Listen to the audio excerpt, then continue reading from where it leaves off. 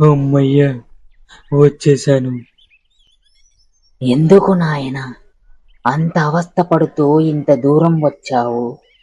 ఏమిటి నీ సమస్య? ఏం చెప్పమంటారు స్వామి? నన్నందరూ నల్లగా బండగా తుమ్మమొద్దులా ఉంటావు అని అసహ్యించుకుంటున్నారు స్వామి. చూడు నాయనా, నీకు ఒక నీతి కథ చెబుతా విను. ఒక మనిషి కోకిలతో ఇలా అన్నాడు, నువ్వు నల్లగా లేకపోతే ఎంత బాగుండేది అని.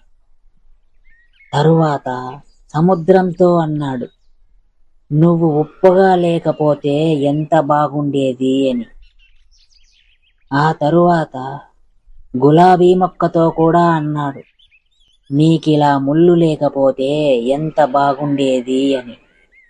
అప్పుడు ఆ మూడు కలిసి ఇలా అన్నాయి, నీవు ఇలా ఇతరుల లోపాలు వెతికే గుణం లేకపోతే నువ్వు ఇంకెంత అద్భుతంగా ఉండేవాడివో కదా అని. కనుక మన లోపాన్ని వేలెత్తించి చూపించారని బాధపడడం మన మూర్ఖత్వం నాయనా. అర్థమయ్యింది స్వామి, ధన్యవాదములు.